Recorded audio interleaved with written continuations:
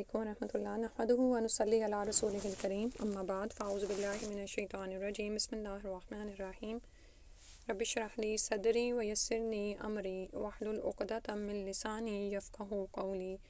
سورہ الانبیاء آیت نمبر 89 ہے۔ وزکریا اور زکریا علیہ السلام اذ نادا، جب اس نے پکارا تھا ربہ اپنے رب کو، ربی اے میرے رب، لا تذرنی نہ تو چھوڑ مجھ کو، فردن اکیلا، وانتا اور تو ہی خیر الوارثین بہترین وارث ہے۔ اور زکریا علیہ السلام کو بھی یعنی انبیاء علیہ السلام کا ذکر ہے اور اللہ سبحانہ تعالیٰ نے ان کو اپنی رحمت میں شامل کیا۔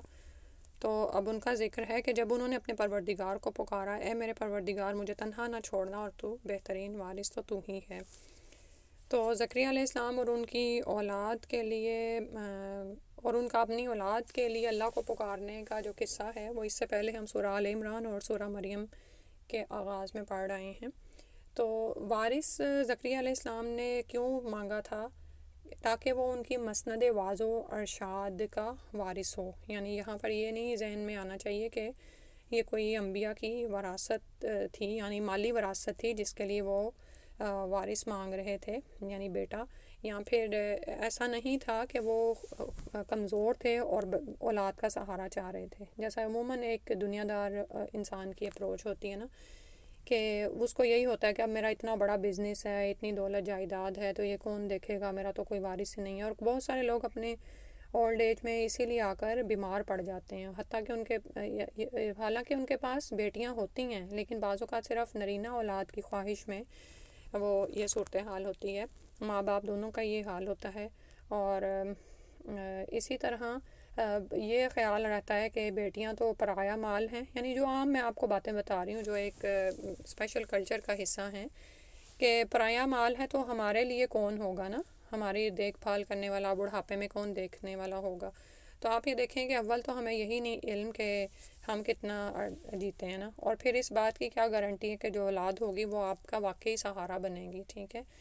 تو یہ جو سہارے ہیں نا، یہ ایک دنیا دار انسان ہی دیکھ رہا ہوتا ہے، انبیاء کا تو توکل ہی اللہ پر ہوتا ہے، اولاد پر تو نہیں ہوتا، ٹھیک ہے۔ تو وہ رب پر ہی توکل کرتے ہیں، اور ہر انسان سے مومن سے مطلوب ہی یہی ہے کہ وہ اللہ کے ماں سوا سے ہر ایک سے بے نیاز ہو جائے، ٹھیک ہے۔ اللہ الصمد ہے نا، کہ اللہ سبحانہ تعالیٰ کی طرف ہر کوئی رجوع کرتا ہے، کیونکہ اللہ تعالیٰ الصمد ہیں، وہ بے نیاز ہیں، انہیں ہماری ضرورت نہیں ہے۔ لیکن جن سہاروں کے پیچھے ہم پڑے رہتے ہیں، جو مالی سہارے ہیں یا کسی اولاد کا سہارا یا ایسی چیزوں کے بارے میں ہم سوچتے رہتے ہیں، تو وہ تو خود محتاج ہیں اللہ سبحانہ تعالیٰ کے، وہ تو خود ان کے اندر تو خود بے نیازی نہیں ہے، اللہ کی ذات بے نیاز ہے اور وہی سب کو عطا کرنے والا ہے، اور یعنی کہ احسان کرنے والے ہیں اللہ سبحانہ تعالیٰ، یعنی بغیر کسی ہم سے کچھ مانگتے نہیں ہیں، ٹھیک ہے۔ حالانکہ مخلوق کا آپس میں کیا معاملہ ہے کہ جیسے اولاد کو آپ پالیں گے، اس کے بعد وہ جب تک آپ کا ان کے ساتھ ایک معاملہ ٹھیک رہتا ہے تو وہ بھی معاملہ ٹھیک رکھتے ہیں، ٹھیک ہے۔ تو خواہ انسان ہو، بے جان مورتیاں ہوں، بت ہوں، انسان ان پر توکل نہ کرے۔ اب مشرکین کا بھی کیا حال ہے کہ اب جیسے جیسے ساتھ ساتھ انبیاء کے واقعے میں ہمیں مشرکین کا بھی حال مل رہا ہے نا، کہ ان کا بھی اللہ پر توکل اور اللہ سے تعلق مضبوط نہیں تھا، اور وہ کیا کرتے تھے کہ یا تو انسانوں کا سہارا لیتے تھے، یا جیسے اہل کتاب کا کیا حال ہے کہ انہوں نے یہود و نصارہ نے یعنی انبیاء کو ہی بیٹا بنا دیا، ٹھیک ہے، اور اس کے ذریعے سے سہارا ڈھونڈنے لگے۔ اسی طرح مشرکین نے کیا کیا کہ بے جان مورتیاں یا بت، یا اسی طرح ابراہیم علیہ السلام کے زمانے میں ہم دیکھتے ہیں کہ یہ جو سورج چاند ستاروں کی عبادت کرنا، یعنی اس طرح کے اجسام کی عبادت جو ہے ان کے اس میں شامل تھی۔ تو یہاں پر زکریا علیہ السلام نے جو اولاد مانگی ہے، یہ دراصل اس لیے کہ جو کام وہ کر رہے ہیں اور ان کو اپنے خاندان میں کوئی ایسا نظر نہیں آ رہا تھا جو ان کے بعد لوگوں میں عمل بالمعروف و نہی عن المنکر کا کام کرے، تو انہوں نے فرمایا ربی لا تذرنی فردا وانت خیر الوارثین، ٹھیک ہے۔ تو جب اپنے لیے اولاد کی دعا کریں تو ٹھیک ہے، دنیا میں تو ہم تو عام انسان ہیں نا، ہمیں دنیا میں بھی سہارا تو چاہیے ہوتا ہے، اللہ کے سے بڑھ کے تو کوئی کسی کا سہارا نہیں بن سکتا، لیکن یہ ہے کہ یہ ذرائع اور اسباب بھی اللہ ہی نے پیدا کیے ہیں، لیکن پہلی طلب اس میں یہی ہونی چاہیے کہ یا اللہ میری نسلوں میں خیر و برکت کو باقی رکھنا، اور جو دین تو نے ہمیں دیا ہے نا وہ دین ان میں بھی باقی رہے، وانت خیر الوارثین، اور وہ تو ہی بہترین وارث ہے. یعنی میں یہ کہہ تو رہا ہوں لیکن اصل میں تو اللہ سبحانہ تعالیٰ ہی وارث ہیں، اللہ ہی کی طرف سب کچھ پلٹ کر جانے والا ہے. ٹھیک ہے. فاستجبنا لہ، تو ہم نے اس کی دعا قبول کر لی، یعنی جواب دیا. اور آپ یہ دیکھیں کہ دعا کی توفیق بھی ہوتی ہے تبھی جب اللہ سبحانہ تعالیٰ اس کو قبول فرما لیتے ہیں. اور دعا تو ضرور ہی قبول ہوتی ہے لیکن اس کی صورتیں بدل جاتی ہیں. بعض اوقات جو دعا مانگی گئی ہوتی ہے وہی قبول ہو جاتی ہے، بعض اوقات اس کی وجہ سے بلائیں ٹل جاتی ہیں، بعض اوقات یہ ہوتا ہے کہ وہ دعا آخرت میں ذخیرہ کے طور پر رکھ لی جاتی ہے. تو اللہ نے تو دعا قبول کی، نبی کی دعا تھی. وَوَهَبْنَا لَهُ، اور ہم نے اس کو عطا کیا یحییٰ علیہ السلام. وَأَصْلَحْنَا لَهُ، اور درست کر دی ہم نے اس کے لیے زوجہ، اس کی بیوی. یعنی بیوی جو تھی وہ بانجھ تھی، اور تو اس اللہ سبحانہ تعالیٰ نے ان کو فرٹائل کر دیا. انہم، بے شک وہ، کانو تھے وہ، یساریونا، وہ بھاگ دوڑ کرتے تھے، فی الخیراتی، نیکیوں میں، ویدعوننا، اور وہ پکارتے تھے ہم کو، رغباً، رغبت سے، ورہباً، اور خوف سے. امید اور خوف دونوں چیزیں، ٹھیک ہے، رغبت سے اور خوف سے. اور یہی مومن سے مطلوب ہے کہ اللہ کو پکارے اور اللہ سے امید کرتے ہوئے اور اس کا خوف رکھتے ہوئے. وکانو، اور تھے وہ، لنا، ہمارے ہی لیے، خاشعین، خشوع کرنے والے، عاجزی کرنے والے، انکساری کرنے والے. ٹھیک ہے. تو انبیاء علیہ السلام کی یہاں پر ایک خاص صفت جو اللہ سبحانہ تعالیٰ بیان فرما رہے ہیں وہ یہ کہ وہ ہمیں توقع اور خوف سے پکارا کرتے تھے. ٹھیک ہے. تو انبیاء سے بڑھ کر اللہ کا محب اور کون ہو سکتا ہے، لیکن انہیں بھی اللہ کا خوف تھا، یعنی ان کے اندر بھی خشیت تھی. اور جیسے رہب ہوتا ہے نا، وہ تھا ان کے اندر نا، رغباً و رہبا، دونوں ہی چیزیں. اور یہی اسی کا حکم ہمیں دیا گیا ہے. اور خاص طور اور پھر یہ کہ موت کے وقت کیا چیز غالب رہنی چاہیے، امید، رغبت. ٹھیک ہے، شوق کہ اللہ سبحانہ تعالیٰ معاف فرما دیں گے. تو زکریا علیہ السلام کا قصہ ہم پیچھے پڑھ آئے ہیں. اس میں جو ایک اور بات جو ہے وہ انہم کانوا یساریون فی الخیرات، کہ یہ انبیاء جو تھے یہ سب لوگ بھلائی کے کاموں کی طرف لپکتے تھے، بھاگ دوڑ کرتے تھے، اس کی طرف جاتے تھے. اور اس میں عمل کی بات وہی ہے کہ ہماری نیکی کے کام میں بھاگنے کی صورت کتنی ہے. ویسے تو حدیث کا مفہوم ہے نا، وہ آپ پڑھتے ہیں کہ انعطم جو ہے وہ اللہ کی طرف سے، اور عجلت جو ہے وہ شیطان کی طرف سے ہے. لیکن یہ عجلت ہماری فطرت میں رکھی گئی ہے. اور لیکن یہ کن کاموں میں مطلوب ہے؟ نیکی کے کاموں میں، بھلائی کے کاموں میں انسان سستی اور غفلت نہ کرے اور ٹال مٹول سے کام نہ لے کہ اچھا بعد میں کر لوں گا. مثال کے طور پر نماز کا وقت ہو گیا، نماز کے لیے جائیں. اب یہ نہیں ہے کہ میں اب کھانا کھا لوں یا یہ کر لوں، اور جی نماز کے لیے تو آرام سے چل کے جانا چاہیے. بھئی اتنا بھی نہیں آرام. یہی وہ چیزیں ہیں، یہی نیکی کے کام ہیں جن میں انسان کو سرعت کرنی چاہیے، یعنی تیزی کرنی چاہیے. یہ نہیں ہے کہ سڑکوں پہ انسان تیزی کرے، گھر میں ہی اس کا جو ہے وہ اس طرح سے پلاننگ ہو کہ نیکی کے کاموں میں بھاگ دوڑ ہو. صدقہ خیرات کا کسی طرح بلاوا آتا ہے فوراً پہنچیں. کوئی بھی چھوٹا سے چھوٹا کام، اگر کوئی ایسا کام ہے نا کہ آپ خود نہیں کر سکتے مالی لحاظ سے یا جسمانی لحاظ سے، تو آپ اگر اس کا کسی کو بتا دیں گے تو آپ کو بھی اجر و ثواب ملے گا. ٹھیک ہے، جتنا اس نیکی کرنے والے کو ملے گا. اور اسی طرح اگر زیادہ حصہ نہیں ڈال سکتے تو تھوڑا ڈال دیں. ٹھیک ہے، تو صورت ہو. لیکن کیوں اور یہ کون کس کے اندر ہوتی ہے تیزی؟ اسی کے اندر ہوتی ہے جس کو یہ یقین ہوتا ہے کہ مجھے ان اعمال کا بدلہ اللہ کے ہاں ملنے والا ہے. پھر وہ ٹال مٹول سے کام نہیں لیتا. آپ یہ دیکھیں کہ ہم کن کاموں کو ٹال مٹول کرتے رہتے ہیں جن کو ہم اہمیت نہیں دیتے. ہم کہتے ہیں چلیں بعد میں کر لیں گے، بعد میں کر لیں گے. تو یہ معاملہ جو ہے نیکیوں کے ساتھ نہیں ہونا چاہیے. ٹھیک ہے، اور ساتھ ساتھ نیکیوں میں بھاگ دوڑ بھی کرنی ہے اور اللہ کو پکارنا نہیں بھولنا. ہر معاملے میں، کوئی بھی چھوٹا مسئلہ ہو یا بڑا ہو، بچے کا کوئی معاملہ ہے، معاش کا کوئی ہے، اللہ تعالیٰ کو رغبت اور خوف کے ساتھ پکارتے رہیں. اور استغفار کو لازم پکڑیں، اس کے لیے خاص طور پر اللہ کو پکاریں. وَكَانُوا لَنَا خَاشِعِينَ. اور خشوع کے برعکس کیا چیز ہے جو شیطان نے کیا تھا؟ تکبر. اس کو اپنے اندر دیکھنا ہے کہ میرے اندر عاجزی، انکساری کیسی ہے. ٹھیک ہے، ایسا نہ ہو کہ علم حاصل کرتے کرتے نعوذ باللہ ہم مغرور و متکبر ہو جائیں اور دوسروں کو حقیر جانیں. ٹھیک ہے، لوگ اور اپنے خشوع کا جو وہ ہے نا جس کو کہتے ہیں لٹمس ٹیسٹ، اس وقت لیا کریں جب آپ لوگوں سے معاملہ کر رہے ہوتے ہیں. آپ کی آواز کی ٹون کیسی ہوتی ہے، آپ سواری کیسے چلاتے ہیں، آپ بات کیسے کرتے ہیں، یا آپ چیزوں کے ساتھ کیسا معاملہ کرتے ہیں، کیا ان کو نفاست سے، تحمل سے ڈیل کرتے ہیں. اسی طرح لوگوں کے ساتھ آپ کا معاملہ کیسا ہے کہ آپ صبر تحمل سے ان کو برداشت کرتے ہیں، ان کی بات سنتے ہیں یا نہیں. ٹھیک ہے، تو یہ سب، اور یہ خشوع جو ہے نا یہ لوگوں کے ساتھ بھی تبھی آتا ہے جب آپ سب سے پہلے تو یہ کہ اللہ کے سامنے جب خشوع انسان کرتا ہے نا اور نماز میں کھڑا ہوتا ہے تو نماز کے علاوہ بھی اس کا پھر یہی صورتحال ہوتی ہے، ٹھیک ہے، یہ نہیں کہ ادھر سلام پھیرا اور ادھر کسی بچے کو ڈانٹنا شروع کر دیا۔ پھر فرمایا والتی احسنت فرجہا، اور وہ عورت جس نے حفاظت کی اپنی شرمگاہ کی۔ اب یہاں پر مریم علیہ السلام کی بات ہو رہی ہے۔ فنفخنا فیہا، تو ہم نے پھونک دیا اس میں، من روحنا، اپنی روح سے، وجعلناہا، اور بنایا ہم نے اس کو، وابنہا، اور اس کے بیٹے کو، آیۃ للعالمین، ایک نشانی سب جہان والوں کے لیے۔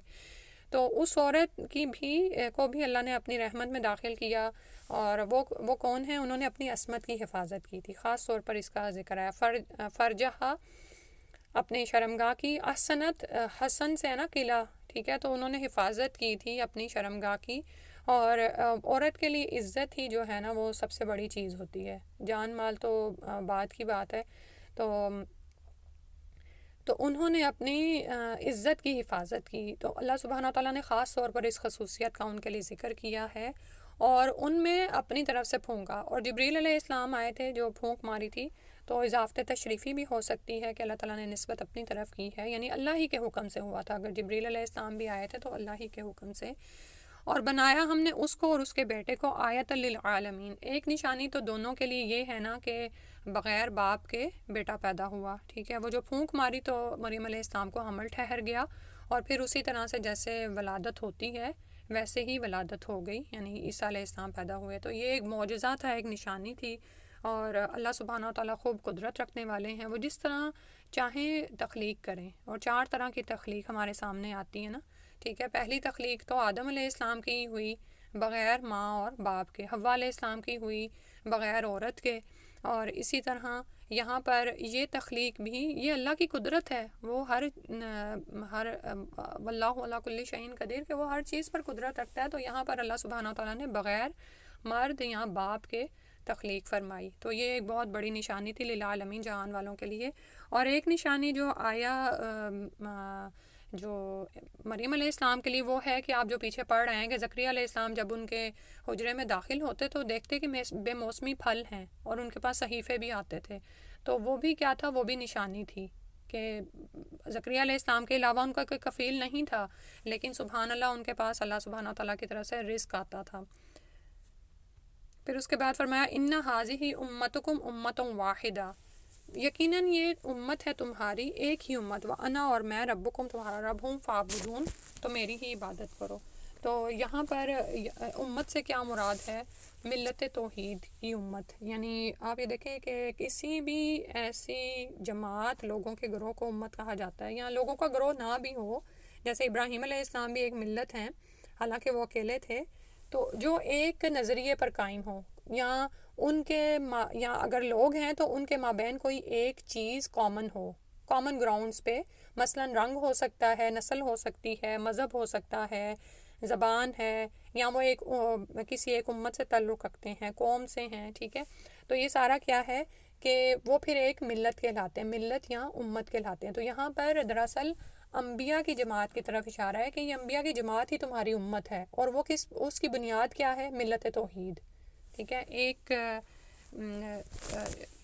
ایک دین، ایک ملت، ایک دین، توحید کا دین، یعنی ہر نبی نے اپنی اپنی قوموں کو توحید کی طرف بلایا۔ اب وہ سارے وہ جو انبیاء کی تعلیم تھی نا، جو ان کے پہلے الفاظ تھے کہ اللہ کے سوا کوئی معبود نہیں، اور میں اس پر تم سے کوئی اجر نہیں چاہتا، ٹھیک ہے، تو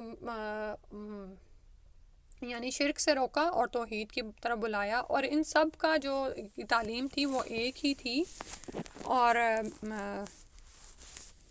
یعنی توحید ہی تھی۔ ہاں یہ ضرور ہے کہ ان کی شریعتوں میں اختلاف تھا، ٹھیک ہے، شریعت کا مطلب یہ ہوتا ہے کہ جو طریقے تھے نا، جو معاملات کرنے کے طریقے تھے، اس میں تھوڑا بہت اوپر نیچے اختلاف وغیرہ ہو سکتا ہے، جیسے ہم جانتے ہیں کہ آدم علیہ السلام اور حوا علیہ السلام کی اولادوں کے آپس میں بھی نکاح جائز تھے، ٹھیک ہے، اس طرح آگے بھی، اور لیکن ہمارے اب یہ دیکھیں کہ ہمارے ہاں کیا ہے کہ پھپھی بھانجی اور نہیں سوری خالہ بھانجی اور پھپھی بھتیجی بھی ایک نکاح میں نہیں جمع ہو سکتی، ٹھیک ہے، لیکن اور 2 بہنیں تو نہیں ہو سکتی ایک ہی وقت میں ایک نکاح میں، لیکن جیسے ہم پہلے دیکھتے ہیں کہ شاید یعقوب علیہ السلام کی ہی شادی جو تھی 2 بہنوں سے ہی ہوئی تھی، یکے بعد دیگرے، ٹھیک ہے، پہلے ایک سے کی تھی پھر دوسری سے. تو شریعتوں میں ہو سکتا ہے اختلاف ہو، لیکن امت کا جو بنیادی اساس ہے نا جس پر وہ قائم ہے وہ توحید ہی ہے. اس کے علاوہ کوئی دین کسی نبی نے آ کر نہیں دیا.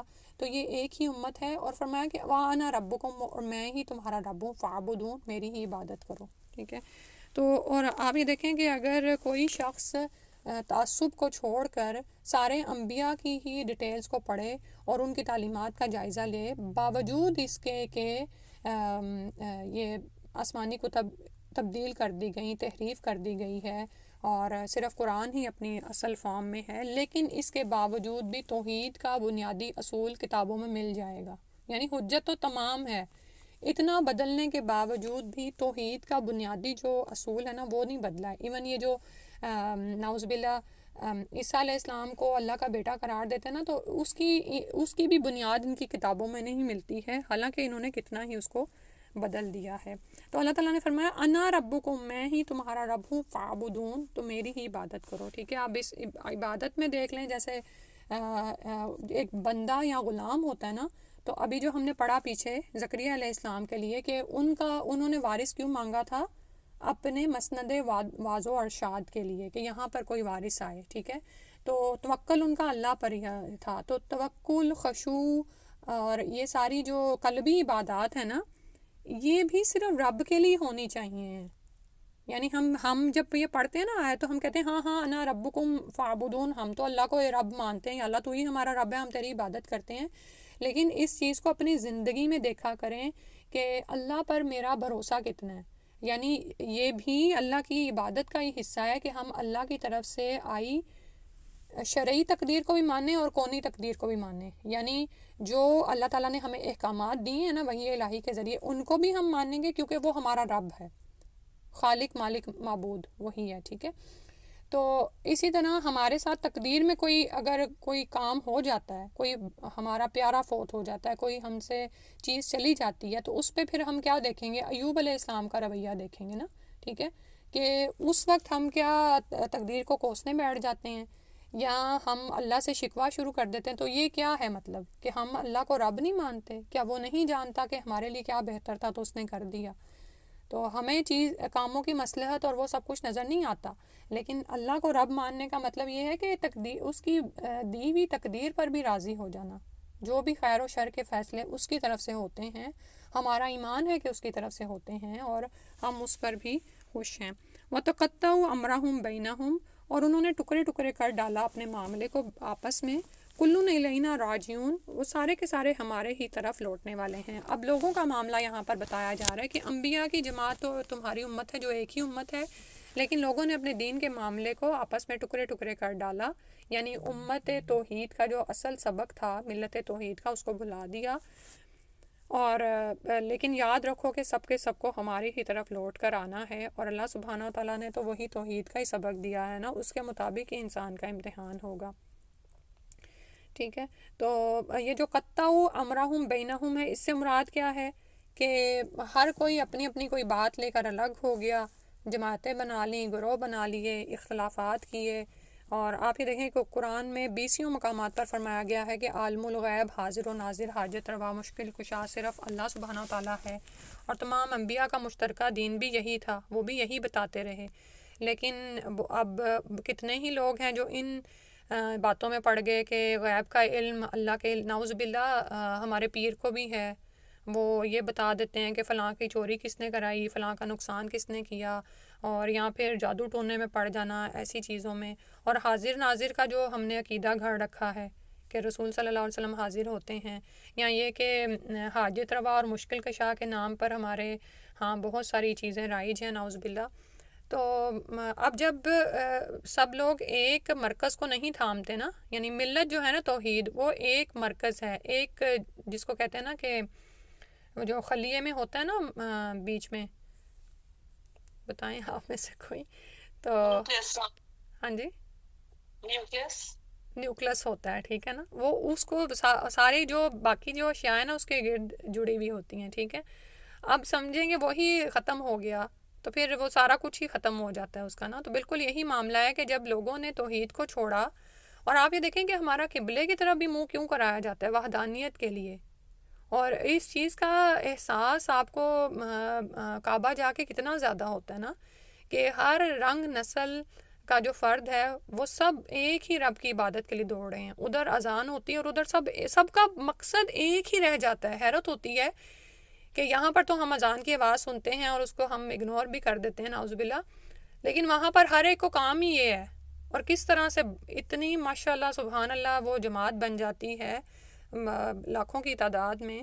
تو یہی اللہ سبحانہ تعالیٰ کا درس ہمیں دیا گیا، یعنی اللہ کی طرف سے وحی الہی یہی ہے، انبیاء کی تعلیم ہی یہی تھی.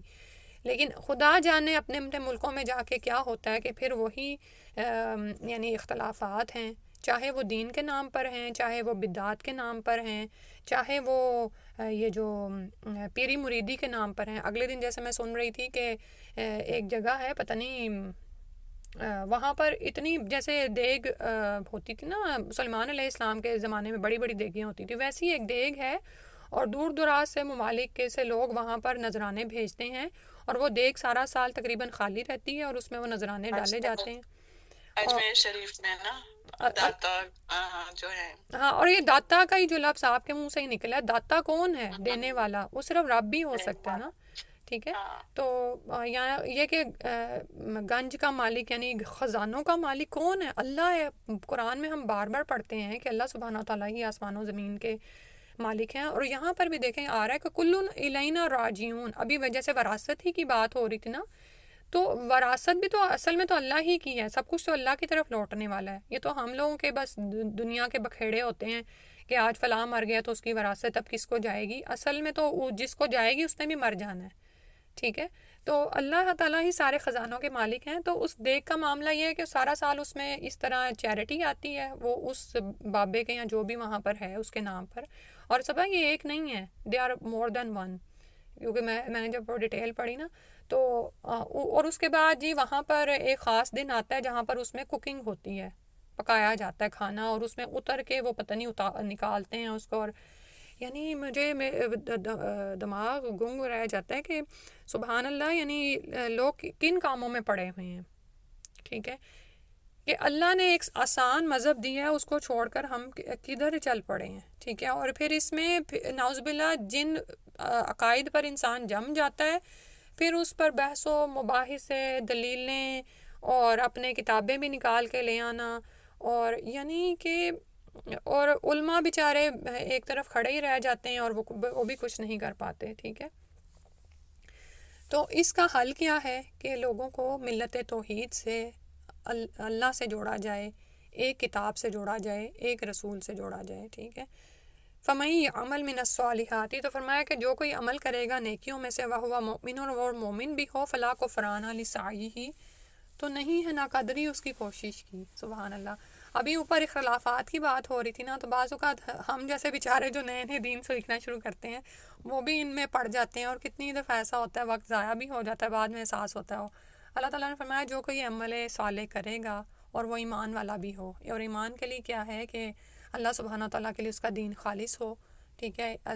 اس پر ایمان رکھتا ہو اور آخرت کے دن پر ایمان رکھتا ہو. ٹھیک ہے. مومن میں یہ بھی شامل ہے نا، کیونکہ جو شخص آخرت کے دن پر ایمان رکھے بغیر کام کر رہا ہے تو وہ تو پھر صلہ دنیا میں ہی چاہ رہا ہے نا. ٹھیک ہے. تو ہم سب اجر و ثواب کی امید بھی اللہ سے آخرت میں ہی چاہتے ہیں. تو ایسے شخص کی صحیح جو ہے نا، جو بھاگ دوڑ وہ کر رہا ہے، چھوٹی موٹی جو بھی کر رہا ہے، حالانکہ پورا معاشرہ اس کے خلاف ہے. ابراہیم علیہ السلام کو اب دیکھ لیں کہ سارا معاشرہ ان کے خلاف ہے اور ان کو کہہ رہا ہے کہ تم ہی غلط ہو، اور اٹھا کے اس کو اتنی بھڑکتی آگ میں ڈال دی ہے. لیکن ابراہیم علیہ السلام اپنے اس پر استقامت سے جمے ہوئے ہیں. تو یہ واقعات ہمیں اسی لیے پڑھائے جاتے ہیں کہ ہمارا اللہ پر اتنا اسٹرانگ ایمان ہو کہ جو چیز مجھے وحی الہی سے مل گئی ہے، کتاب و سنت سے مل گئی ہے، اب میں تو نہیں اس سے ہٹنے والی. فَمَن يَعْمَلْ مِنَ الصَّالِحَاتِ وَهُوَ مُؤْمِنٌ، یہ میرے رب کا حکم ہے، میں اس سے نہیں ہٹنے والی، چاہے چھوٹی کوشش ہے چاہے بڑی ہے، وہ لوگوں کی نظروں میں جچے یا نہ جچے. فَلَا كُفْرَانَ لِسَعْيِهِ، یہ ہمارا ایمان ہونا چاہیے کہ اللہ کے ہاں وہ کوشش ضائع نہیں ہوگی. تھوڑا سا صبر ہی ہے نا دنیا میں، کہیں مال کا نقصان ہو جائے گا، کہیں کوئی بے عزتی کر دے گا، کہیں کوئی جسمانی تکلیف بھی ہو سکتا ہے کوئی دے، یا کچھ بھی ہو جائے، یا ہاتھوں سے مال جاتا نظر آئے گا. لیکن یہ اس وعدے پر یقین ہونا چاہیے کہ وہ جو چھوٹی سی بھی کوشش ہے نا، اللہ تعالیٰ اس کی ناقدری نہیں کریں گے، اللہ کے ہاں وہ قبول ہے۔ وَإِنَّ لَهُ الْقَاتِبُونَ، اور ہم اس کے ہر عمل کو لکھتے جا رہے ہیں، سبحان اللہ۔ اس سے بڑھ کر پھر اب اللہ نے اس کا ریکارڈ رکھ لیا۔ دنیا میں تو آج آپ کسی کو کچھ کھلائیں، وہ آپ کی تعریف کرے، کل آپ اس کو نہیں کھلائیں گے تو بھول جائے گا کہ کل آپ نے اس کو کھلایا بھی تھا، ٹھیک ہے؟ یعنی دنیا میں تو لکھ کے بھی رکھو نا، یا لوگوں کی باتیں بعض اوقات ریکارڈ کر کے رکھنی پڑتی ہیں کہ آپ نے ایسا کہا تھا، ٹھیک ہے؟ تو دنیا میں تو یہ صورتحال ہے۔ اللہ سبحانہ تعالیٰ انسان کے اعمال کی ناقدری نہیں کرتے، چاہے وہ چھوٹا ہی عمل کیوں نہ ہو، اور وہ لکھا جا رہا ہے، سبحان اللہ۔ وَحَرَامٌ عَلَىٰ قَرْيَةٍ، اور واجب ہے، لازم ہے اوپر ایک بستی کے اہلکناہا، جس کو ہم نے ہلاک کر دیا، انہم لا یرجعون، کہ وہ نہیں پلٹیں گے، نہیں لوٹیں گے۔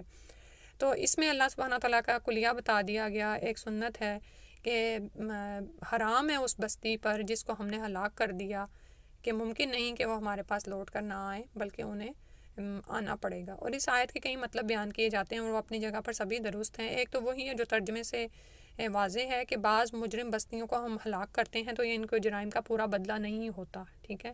جتنے بڑے گناہ انہوں نے کیے ہوتے ہیں، اور جو سب سے بڑا گناہ جو شرک کا گناہ ہے کہ اللہ کو اس کا حق ہی نہ دینا، تو اس کا بدلہ دنیا میں نہیں مل سکتا۔ یہ تو زمین کو ان سے پاک کیا جاتا ہے، لوگوں کو ان سے خلاصی دی جاتی ہے، اور اصل بدلہ تو ان کو قیامت کے دن حاصل ہونا ہے۔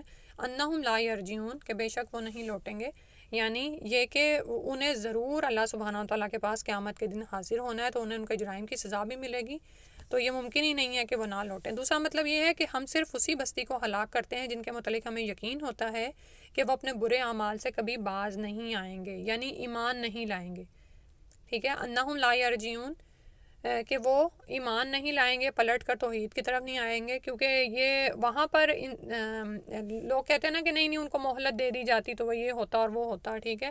جیسے فرعون نے جب خود کو ڈوبتے دیکھا تو اس نے بھی ایمان کا اظہار کر دیا تھا، لیکن کیا تھا کہ اس کو اس سے پہلے کتنی دفعہ تو مہلت دی جا چکی تھی۔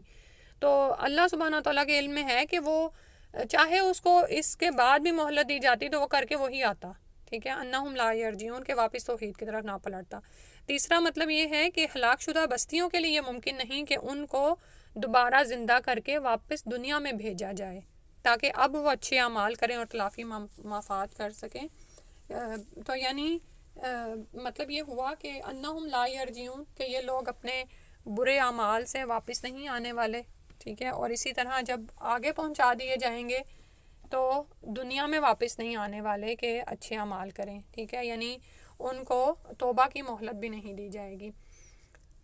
اور یہ بہت سی قومیں اور لوگ وہاں پر نعوذ باللہ رو رہے ہوں گے، اور وہ کہیں گے کہ کاش کہ ہمیں ایک موقع دیا جائے دنیا میں جانے کا، لیکن ان کو لوٹایا نہیں جائے گا۔ تو یہ دنیا میں ہمیں کیوں بتایا جا رہا ہے؟ تاکہ ہم اپنے ذہن کو مکمل طور پر تیار کریں کہ جو کچھ ہے نا میرے پاس وہ یہی ہے، یہ دنیا ہی عمل کا وقت ہے۔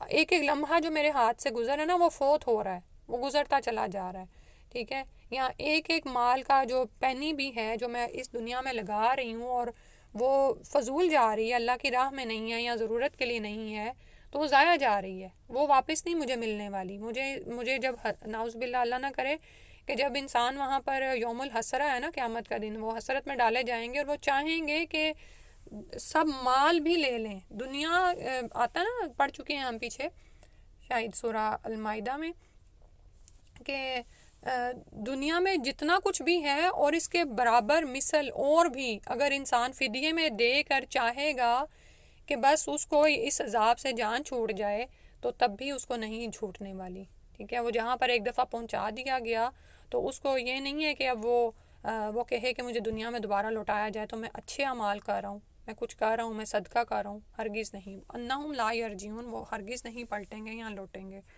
حتیٰ اذا، یہاں تک کہ جب فتحت یاجوجو، جب کھول دیے جائیں گے یاجوج وماجوج اور ماجوج، وہم من کل حدب، اور وہ ہر اونچی جگہ سے، محدب اچھا بھی ہوتا ہے نا، تھوڑا سا اوپر سے وہ شیپ والا ہوتا ہے، ٹھیک ہے؟ تو ہر اونچی جگہ سے ینسلون، اتر رہے ہوں گے، دوڑ رہے ہوں گے۔ نسل کو بھی نسل اس لیے کہتے ہیں کہ وہ اوپر سے نیچے پھر وہ آگے بڑھتی ہے نا جس طرح۔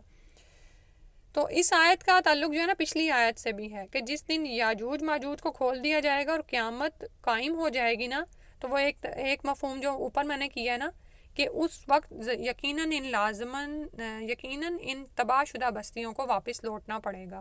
کہاں پر؟ اللہ کے حضور حاضر ہونا ہی پڑے گا، اور یہ ناممکن ہے کہ وہ ہمارے حضور پیش نہ ہوں. ٹھیک ہے، تو اس لحاظ سے پہلا مطلب ہی درست معلوم ہوتا ہے جو میں نے آپ کو ترجمے میں بتایا کہ اور جس بستی کو ہم نے ہلاک کر دیا ہو اس کے لیے ممکن نہیں کہ وہ لوٹ کر نہ آئیں، یعنی ہمارے پاس لوٹ کر نہ آئیں. تو یہاں تک کہ جب یاجوج اور ماجوج کو کھول دیا جائے گا، جیسے یہ آپ قصہ پڑھ رہے ہیں پیچھے کہ ذوالقرنین نے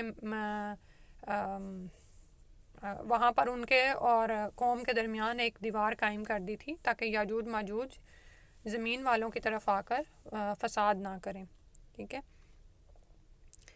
تو اس کے یعنی ان کے حالات پیچھے ہم نے دیکھے سورہ کاف کی آیت میں، اور یہاں پر جو پتہ چل رہا ہے وہ یہ کہ قیامت والے دن، قیامت سے پہلے یہ قیامت کی نشانی ہے. ٹھیک ہے، علامت کبریٰ ہے یہ کہ ذوالقرنین نے جو دیوار بنائی تھی وہ ختم ہو جائے گی، یہ اس کو کھا جائیں گے اور یہ حملہ کریں گے پھر اس طرف زمین والوں پر، اور یہ قیامت کی علامات میں سے ایک نشانی ہے. اس کے لیے یہ حدیث پڑھ لیتے ہیں. حذیفہ بن اسید غفاری رضی اللہ عنہ کہتے ہیں کہ ایک دفعہ ہم آپس میں قیامت کے متعلق باتیں کر رہے تھے کہ رسول اللہ صلی اللہ علیہ وآلہ وسلم ہمارے پاس تشریف لائے اور فرمایا قیامت اس وقت تک قائم نہ ہوگی جب تک تم یہ 10 نشانیاں نہ دیکھ لو.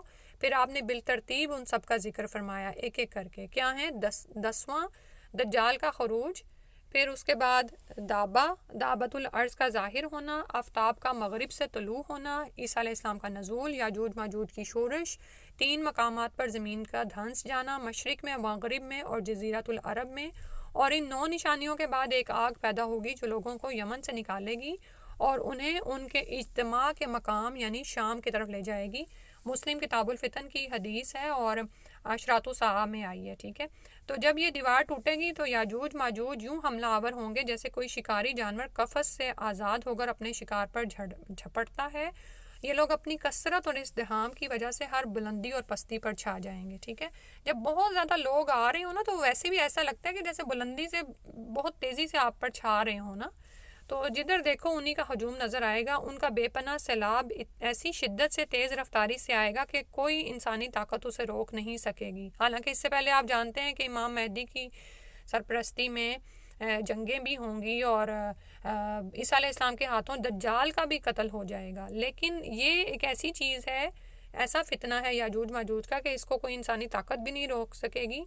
اور یوں معلوم ہوگا کہ ان کی فوجیں پہاڑ اور ٹیلوں سے پھسلتی اور لڑکتی چلی آ رہی ہیں. اللہ اکبر، اللہ ہی جانے کیسی مخلوق ہے جو اللہ نے پیدا کی ہے اور کیا صورتحال ہوگی، اللہ محفوظ فرمائے. تو اور یہ بھی ضروری نہیں کہ یاجوج ماجوج دونوں قومیں آپس میں متحد ہو کر ایسی شورش برپا کریں. یہ بھی عین ممکن ہے کہ یہ دونوں قومیں آپس میں ہی بھڑ جائیں اور پھر ان کی لڑائی ایک عالمگیر فساد کا موجب بن جائے. کیونکہ جب ہم یہ واقعات پڑھتے ہیں تو ہمیں یہ بھی پتہ چلتا ہے کہ اللہ کے حکم سے عیسیٰ علیہ السلام لوگوں کو لے کر پہاڑوں کی طرف چلے جائیں گے. ٹھیک ہے، یعنی وہ ان کے مقابلے کی تاب نہیں رکھتے ہوں گے. پھر فرمایا وقترب الوعد الحق، اور قریب آ جائے گا وعدہ سچا. فائزہ تو جبھی وہ شاخصتن کھلی کی کھلی رہ جائیں گی. ابصار الذین کفروا، نگاہیں ان لوگوں کی جنہوں نے کفر کیا. یا ویلنا، وہ کہیں گے افسوس ہم پر.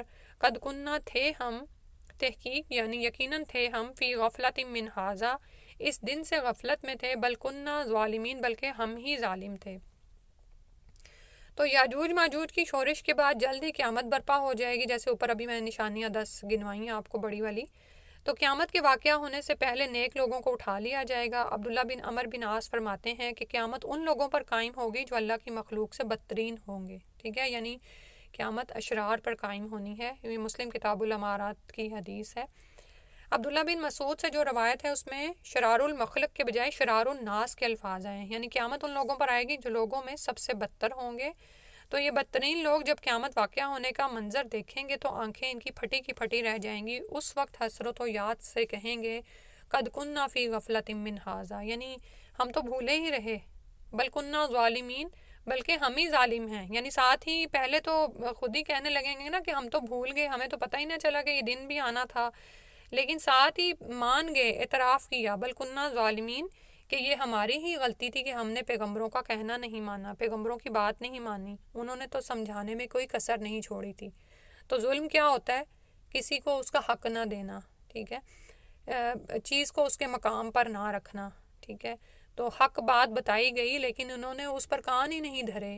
دیکھیں نا کہ حقیقت واقعہ ہونے والی ہے، آپ کو کوئی بتائے کہ آپ کو آپ کے گھر کو آگ لگنے والی ہے، نعوذ باللہ من ذالک، اور اندر سارا جو ایندھن بھی ہو اور آپ کو نظر آ رہا ہو کہ چنگاری نے آگ پکڑ لی ہے، لیکن اس کے باوجود بھی آپ آنکھوں دیکھتے اس کا انکار کر دیں، تو ظلم ہی ہے نا کہ ایک حقیقت آپ کے سامنے ہے، آپ کو نظر آ رہی ہے، آپ کو بتائی جا رہی ہے، لیکن آپ غافل ہیں اس سے، آپ اس کا انکار ہی کیے جا رہے ہیں۔ تو یہی دراصل ظلم ہے۔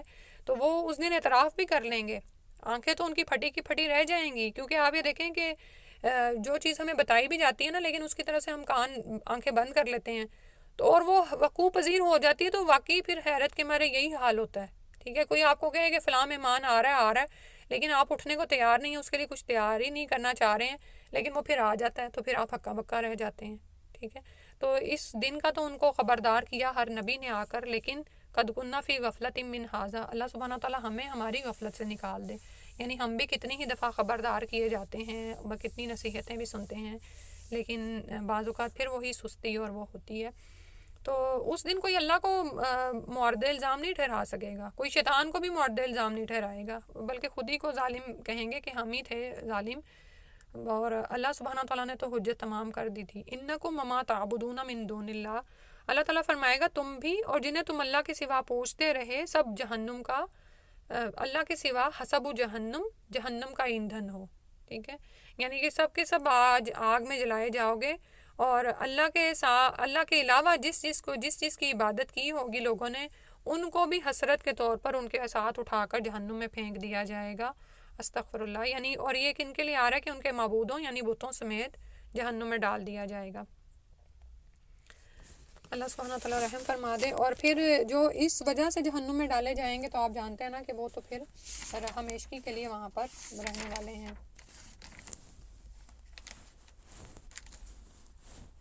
حسب دراصل وہ پتھر ہیں جن سے جہنم کی آگ بھڑکے گی، اور حسب جو ہیں وہ جماداتی ایندھن ہے، جیسے گندک، پوٹاش وغیرہ ہیں، یعنی ہر وہ چیز جو آگ کو بھڑکا دے، ٹھیک ہے۔ اور یعنی یہ تو اب بات ہوگی نا کہ جو بھی مٹی کے اور اس طرح کے بت انہوں نے بنائے ہوئے ہیں وہ ان کے ساتھ اندر پھینکے جائیں گے۔ اور اس کے علاوہ جو جیسے ابھی بات ہوئی کہ ابراہیم علیہ السلام کے زمانے میں وہ کیا کرتے تھے، سورج چاند ستاروں کی پرستش کرتے تھے نا، تو آتا ہے حدیث میں کہ چاند اور سورج کو بھی پنیر کی ٹکیا کی شکل میں جہنم میں ڈال دیا جائے گا، استغفر اللہ۔ اب آپ ذرا سوچیں کہ یہ جہنم کا ایندھن ہے تو آگ کا کیا معاملہ ہوگا، اور آگ تو پہلے ہی اس کا بتایا کیا گیا کہ وہ 69 ٹائم دنیا کی آگ سے دگنی ہے، ٹھیک ہے۔ اب اگر سورج بھی اس میں پھینک دیا جائے، اور سورج کے بارے میں آپ جانتے ہیں نا کہ آپ یہ دیکھیں کہ کتنی ٹھنڈک ہوتی ہے ان ملکوں میں جہاں ہم رہتے ہیں، اور برف پڑتی ہے، لیکن سورج اگر اچھی طرح سے نکل آئے تو میلٹ ہو جاتی ہے وہ۔ اور اب سائنسدان یہ بتاتے ہیں ہمیں کہ سورج سے مسلسل آگ کی لپٹیں نکلتی ہیں، اور ان لپٹوں ان میں سے ایک لپٹ، یعنی جو ایک ایسے ہوتا ہے نا کہ لپٹ کا مطلب ہوتا ہے کہ آپ جب آگ کے پاس سے بھی گزرتے ہیں نا، اور اگر آپ دوپٹہ اس طرف کو لہرائیں تو وہ کوئی چیز ہی ہوتی ہے نا جو آ کے پکڑتی ہے دوپٹے کو، آگ میں سے کوئی چیز لپکتی ہے آپ کی طرف نا، تو وہ جو لپٹ ہے کہتے ہیں اس کی انرجی 2500% ہے، اور 100 بلین اٹامک بم کے برابر ہے۔ آپ یہ دیکھیں کہ ہیروشیما پر ایک اٹامک بم گرایا گیا تھا، اور اس کا حال ہم جانتے ہیں کہ تاریخ کی کتابوں میں کیسے لکھا ہوا ہے، اللہ سبحانہ تعالیٰ رحم فرما دے۔ تو اول تو پہلے ہی جو ان سی جہنم ہے اس کا کیا ہی، نعوذ باللہ استغفر اللہ، اللہ سبحانہ تعالیٰ محفوظ فرمائے، اور اس میں سورج چاند اور یہ سب پھینک بھی دیے جائیں گے، اور یہ جو چیزیں نا یہ ان کی حسرت میں اور اضافہ کریں گی کہ یہ وہ معبود ہیں جن کو ہم نے اپنا مشکل کشا سمجھا ہوا تھا، یہ ہیں وہ جن کو ہم نے یعنی اپنا حاجت روا سمجھا ہوا تھا کہ یہ ہمارے نقصان کو دور کریں گے اور ہمیں کوئی فائدہ پہنچانے کے لیے ہیں۔ اور یہاں پر جو آیت کے الفاظ ہیں نا، اگر اس کو اس طرح لیا جائے نا، انکم وما تعبدون من دون اللہ، تو اللہ کے علاوہ تو عبادت کی جاتی ہے انبیاء کی بھی، فرشتوں کی بھی، اور نیک انسانوں کی بھی، اور اسی طرح ابھی جو سو کالڈ پیر مرید ہیں ان سب کی بھی. تو جب یہ آیت نازل ہوئی تو مشرکین سب اپنے معبودوں میں جہنم کا ایندھن بنیں گے. تو مشرک کہنے لگے کہ ہم تو ان بتوں کے علاوہ فرشتوں کو بھی پوجتے ہیں، اور عیسائیوں نے عیسیٰ علیہ السلام کو اور یہود نے عزیر علیہ السلام کو معبود بنا رکھا ہے، تو کیا یہ فرشتے اور نعوذ باللہ سیدنا عیسیٰ اور سیدنا عزیر علیہ السلام سب جہنم میں جائیں گے؟ تو اس سوال کا جواب رسول اللہ صلی اللہ علیہ وسلم نے یہ دیا کہ جو شخص خود بھی یہ چاہتا ہو کہ اس کی عبادت کی جائے وہ یقیناً جہنم میں جائے گا. ٹھیک ہے. تو دنیا میں ایسے کتنے ہی نام نہاد رب بنے ہوئے ہیں نا، وہ پسند کرتے ہیں کہ ان کی عبادت کی جائے، ان کے دروں پر آیا جائے، ان کے مزاروں پر پھیرے لگائے جائیں. اپنی زندگی میں وہ پسند کرتے تھے، مرنے کے بعد بھی وہ ایک سلسلہ ایک چلتا رہتا ہے نعوذ باللہ. تو اس کے لیے آتا ہے کہ پھر وہ بھی نعوذ باللہ وہیں پر ہوں گے. تو پھر حسرت ہی ہوگی نا ان عبادت کرنے والوں کو کہ یہ معبود ہیں جن کو ہم پوجتے تھے، اور ان کو ان کی ذلت دے کر ہی اور بھی شرمندہ ہوں گے کہ آج تو یہ خود ذلیل و خوار ہے جہنم میں. ٹھیک ہے.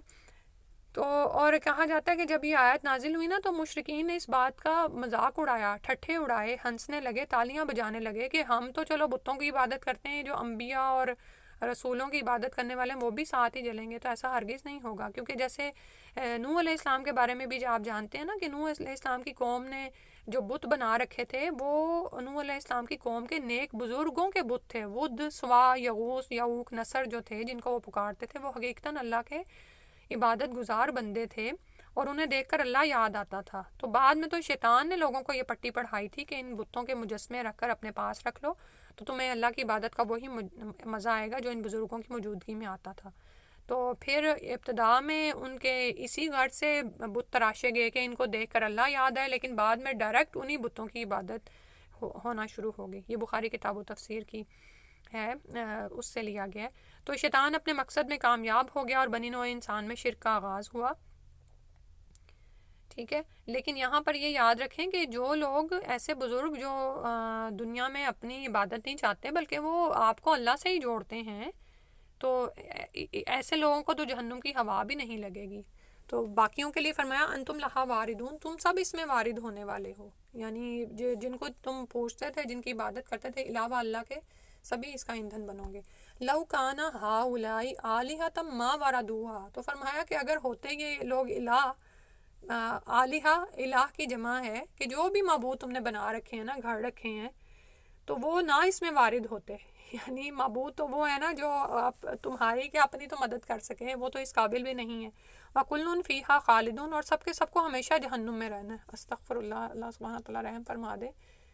اب یہ دیکھیں کہ یہ جو باتیں نا یہ عبرت کے لیے ہوتی ہیں نا، کہ دنیا میں اگر کوئی تنگی ترشی ہے بھی نا، اور کوئی کہیں صبر کرنا پڑتا ہے، کہیں بعض اوقات آپ خود کو حق پہ سمجھتے ہیں لیکن آپ دوسرے کو سمجھا نہیں سکتے، تو تھوڑا سا صبر ہی ہے نا، تھوڑا سا ہی نا. دیکھیں چاہے کھانے کے معاملے میں ہے کہ کچھ غریب لوگ ہیں ان کو کھانے کو نہیں ملتا ہے، یا ذہنی کوئی ٹینشن چل رہی ہے، یا کوئی جذباتی ایسی کوئی فیز آ گئی ہے، یا اللہ نے کوئی آپ کا پیارا لے لیا، یا کچھ بھی ہے، تو یہ مصیبتیں تو چلی جانے والی ہیں.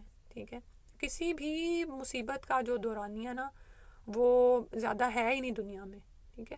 اور بس ایک دل کو سمجھانے والی بات ہوتی ہے. اور دوسرا یہ کہ آپ کسی کے فوت ہونے پر بھی 3 دن سے زیادہ آنسو بہا ہی نہیں سکتے. ٹھیک ہے. تو انسان یہ سوچ کر ہی صبر کر جایا کرے ان اچھے دنوں کی امید میں کہ میں وہاں پہ جو ہمیشگی کی ذلت اور رسوائی ہے نا، میں اس سے بچنا چاہتی ہوں. اللہ مجھے اس سے بچا لے، مجھے وہاں پر ہمیشہ کی نعمتیں چاہیے. کیونکہ وہاں پر کیا ہے، لہم فیہا زفیر، ان کے لیے اس میں ہوگی کراہنے کی آواز، چلانے کی آواز ہوگی. یعنی دکھ اور تکلیف کے مارے جو ان کی آوازیں نکلیں گی اور وہ کچھ کر نہیں سکیں گے، بے بسی کے مارے جو ان کی چیخ دھاڑ ہوگی. جیسے جہنمی کے لیے آتا ہے وہی تفور، وہی چیخ رہی ہوگی، اسی کی اتنی آوازیں ہوں گی. تو اس طرح وہاں پر پھنکاریں گے کہ اس میں اور کوئی آواز نہ سن سکیں گے. استغفر اللہ، اللہم لا تجعلنا منہم. پھر فرمایا ان الذین سبقت لہم من الحسنی، بے شک وہ لوگ پہلے ہو گئی ان کے لیے ہماری طرف سے الحسنہ بھلائی، اولئک عنہا مبعدون، یہی لوگ اس سے دور رکھے جانے والے ہیں. تو جن لوگوں کے لیے ہماری طرف سے پہلے ہی بھلائی مقدر ہو چکی ہے وہ اس دوزخ سے دور رکھے جائیں گے، وہ تو اس کی آواز تک نہیں سنیں گے. ٹھیک ہے. اور اس میں وہی جو ابھی میں نے آپ کو پہلے بتایا نا کہ جب وہ والی آیت اوپر نازل ہوئی نا کہ سبھی حسب جہنم بنیں گے تو مشرکین ہنسنے لگے. تو اللہ تعالیٰ نے یہاں پہ فرما دیا ہے کہ انبیاء اور فرشتے اور یہ نیک لوگ جو ان سے ہیں، جو اپنی زندگی میں لوگوں کو توحید کی طرف بلا رہے ہیں، تو وہ تو ظاہر ہے من دون اللہ میں شامل ہو گئے نا، وہ تو اللہ سے جوڑ رہے ہیں لوگوں کو، ٹھیک ہے؟ تو وہ کیوں اس کا جہنم کا ایندھن بنیں گے، بلکہ وہ تو بہت دور رکھے جائیں گے، انہیں جہنم کی ہوا بھی نہیں لگے گی۔ لا یسمعون حسیسہا، نہ وہ سنیں گے اس کی آواز کو، وہ تو اس کی آواز کو بھی نہیں سنیں گے۔ ہا سین سین ہوتا ہے آہٹ یا سرسراہٹ ہوتی ہے نا، جیسے بعض لوگوں کو نا نیند میں بالکل خاموشی چاہیے ہوتی ہے، وہ تھوڑی سی بھی کسی کی سرسراہٹ سنتے ہیں، بیڈ پہ ہی تھوڑا سا سرسر ہوتا ہے نا، تو وہ ایک دم سے اٹھ کے بیٹھ جاتے ہیں، تو ایسا کچھ بھی ان کو وہاں پر سنائی بھی نہیں دے گا کہ کہیں ایسی کوئی جہنم بھی ہے جہاں پر لوگ ایسے چیخ دہاڑ رہے ہیں۔ وَهُمْ فِي مَشْتَهَتْ أَنفُسُهُمْ خَالِدُونَ، اور وہ اس عیش میں ہوں گے جو خواہش کریں گے، فی مشتہت، جو ان کے نفس چاہیں گے نا وہ اس میں ہوں گے، من پسند، خالدون، اور ہمیشہ رہنے والے، ہمیشہ اپنی دل پسند نعمتوں میں رہیں گے۔ جیسے وہی بات ہے نا، ابھی جو بات جیسے ہو رہی تھی کہ تھوڑا سا ہی صبر ہے نا دنیا کا، کہ چلو پسند کی چائے نہیں ملی وقت پر، بہو لے کے آئی، اس نے مجھے کوئی اچھا کھانا نہیں بنا کے دیا، میں تو خود بڑے اچھے کھانے کھاتی تھی اور یہ ہوتا تھا وہ، یہ چھوٹی چھوٹی باتیں ہوتی ہیں جن پر انسان اپنا ایمان اور دین خراب کر رہا ہوتا ہے نا، ٹھیک ہے؟ تو کیا ہے، تھوڑے دن کا ہی صبر ہے نا، آخر تو ایک دن آپ نے دنیا ہی دے ہی جانی ہے اگلے کو نا، جو بھی گھر میں آئے یا جو بھی صورتحال ہے۔ یا اسی طرح ویسے آپ اگر کسی ورک پلیس پر کام کرتے ہیں، اپنے اسٹوڈنٹ سے آپ معاملہ کر رہے ہیں یا کچھ ہے، تو کتنی ہی ایسے ناگوار باتیں پیش آ جاتی ہیں، بعض اوقات کسی سے آپ کمیونیکیٹ کر رہے ہیں، وہ کوئی آپ کو ایسی بات کر جاتا ہے، آپ کو پتہ ہی نہیں ہوتا کہ یہ کیا بات کر رہا ہے، تو بس اس پر آپ ہنس دیا کریں کہ الحمدللہ، ٹھیک ہے، اللہ تعالیٰ اس کو بھی ہدایت دے، کیونکہ جو من کی چیزیں ہیں نا وہ تو ملنی ہیں جنت میں، یہاں پہ من کی مرضی نہیں ملنی یہاں پر، اور اگر ملنی ہے نا تو وہ پھر لمٹس کو کراس کر کے ملتی ہے، کہ کوئی کہے کہ مجھے تو صبح کی نیند بڑی پیاری ہے، میں تو نہیں فجر وقت پہ پڑھ سکتی، تو پھر وہ تیار رہے اگلے جہان کی نقصان کے لیے، ٹھیک ہے؟ تو ہم شاید سمجھتے ہیں کہ دنیا ہماری مرضی کے مطابق بنائی گئی ہے، اور ہم اپنے نفسوں کی چاہت اس میں چاہ سکتے ہیں، نہیں، اپنی چاہت کو نا اللہ کی چاہت کے تابع کرتے ہیں، وہی جو بات ہوئی نا تقدیر پر ہمارا ایمان کتنا ہے، ہمیں یہ بھی دیکھنا چاہیے، تو ہمارے اندر بڑا سکون اور اطمینان آ جائے گا کہ میری تو کوئی چاہت ہی نہیں اس دنیا میں نے تو سر تسلیم خم کر دیا رب کے لیے۔ ہم جو ہر وقت بے چین رہتے ہیں، میرا یہ کام نہیں ہوا، وہ رہ گیا، وہ ہو گیا، اس میں پتہ نہیں ابھی کتنے سال رہتے ہیں، وہ کب ختم ہوگا، ہماری یہی بے چینی ہے نا، ہم اور غم دنیا کے ہی لگے ہوئے ہیں، تو ان سب سے اٹھ جائیں، میری چاہت تو یا اللہ تیری چاہت میں ہے، کیونکہ مجھے وہاں پہ اپنے نفسوں کی چاہت چاہیے ہے، اور وہ ہمیشہ کے لیے چاہیے، اللہ سبحانہ تعالیٰ عطا فرما دے۔ تو یہ جہنم کی چیخ پکار آہٹ بالکل نہیں سنیں گے، بلکہ ان سے بہت دور ہی اللہ کی دی ہوئی نعمتوں میں اپنی سب من پسند نعمتوں کے مزے اڑائیں گے، اور ہمیشہ کے لیے۔ لا یحزنہم الفزع الاکبر، نا غمگین کرے گی ان کو گھبراہٹ وہ بڑی، یعنی اس دن کی جو بڑی گھبراہٹ ہے نا، جس میں لوگ پڑے ہوئے ہوں گے اور وہ پکار رہے ہوں گے، چیخیں مار رہے ہوں گے، رو رہے ہوں گے کہ واپس لوٹائے جائیں، مومن اس دن کی حسرتوں سے اور اس طرح کی جزا فضا سے بچا لیے جائیں گے۔ وَتَتَلَقَّاهُمُ الْمَلَائِکَةُ، اور ملاقات کریں گے ان سے فرشتے، فرشتے لینے آئیں گے، هَذَا يَوْمُكُمُ الَّذِي كُنْتُمْ تُوعَدُونَ، یہ ہے تمہارا دن جس کا تم وعدہ دیے جاتے تھے، یعنی اس کے لیے تم نے صبر کرنا ہے، اس دن کے لیے دنیا میں چاہتیں پوری نہیں ہوں گی، وہ دن ہے دراصل، جیسے دلہا دلہن ہوتے ہیں نا، تو ان کو کہا جاتا ہے اٹس یور ڈے، آپ آئیں آگے، آپ کو عزت دی جاتی ہے، آپ کو پہلے کھانا دیا جاتا ہے، اس طرح ہی کرتے ہیں نا ہم جو بھی وی آئی پی ہوتے ہیں، سبحان اللہ۔ تو اس دن ان کو وہاں کی گھبراہٹ میں مبتلا نہیں کرے گی، وہ پریشان حال نہیں ہوں گے، انہیں مکمل اطمینان میسر ہوگا، ٹھیک ہے، کیونکہ سب کچھ ان کے عقائد اور ان کی توقعات کے مطابق ہو رہا ہوگا، جس بات پر وہ ایمان لے آئے تھے اب رب ان کو عطا کر رہا ہے۔ عرش کے سائے تلے تو آپ ویسے ہی جانتے ہیں نا کہ جو لوگ ہوں گے تو وہ تو ویسے ہی بہترین جگہ پر ہوں گے، فرشتے آ کر ان کو سلام کریں گے اور جنت میں لے جانے کے لیے خود ان کا استقبال کریں گے، اور انہیں کہیں گے کہ جس دائمی راحت و مسرت کا دنیا میں تم سے وعدہ کیا جاتا رہا، آج اس کے پورا ہونے کا وقت آ گیا ہے، ٹھیک ہے۔ اب میں بھی ذہن میں خیال آئے کہ کیا بالکل بھی گھبراہٹ نہیں ہوگی؟ آپ یہ دیکھیں کہ بالکل ایسے ہی نا، جیسے ایک جگہ سے دوسری جگہ آپ سفر کرتے ہیں، مثلا آپ نے ہوائی جہاز کا ہی سفر کرنا ہے، ٹھیک ہے، تو پہلی دفعہ تو اسپیشلی جس نے کرنا ہو تو اس کو تھوڑی سی گھبراہٹ ہوتی ہے، اور کہ اچھا میرا ویزا ہے، میری ٹکٹ ہے، میرے سامان سارا پورا ہے، اور جہاز چل پڑے گا نا، یا یہ کہ میرے ارد گرد لوگ کیسے ہیں، یا اس طرح کی چیزیں ہوتی ہیں، یا یہ کہ تھوڑا بہت لائن میں انسان کو لگنا پڑتا ہے، ٹھیک ہے. لیکن وہ بھی درجات کے مطابق نا، جیسے دنیا میں ہوتا نا، کبھی آپ نے ایسے وی آئی پیز دیکھے ہیں کہ وہ آپ لائن میں کھڑے ہوئے ہیں اور آپ کے سائڈ سے آپ کو گزار کے وہ وی آئی پیز کو آگے لے جاتے ہیں بغیر لائن کے، ٹھیک ہے. اور بعض اوقات تو کچھ لوگوں کی جون سی ہیں وہ گاڑیاں جون سی ہیں پلین کے پاس آ کے رک رہی ہوتی ہیں. تو یہ تو درجات ہے نا، جو جتنے اونچے چڑھ جائے. تو بالکل ایسے ہی وہاں پر صورتحال ہوگی کہ مومنین جون سے ہیں اس دن کی گھبراہٹ سے بچا لیے جائیں گے، اور فرشتے خود ان کا استقبال کرنے آئیں گے.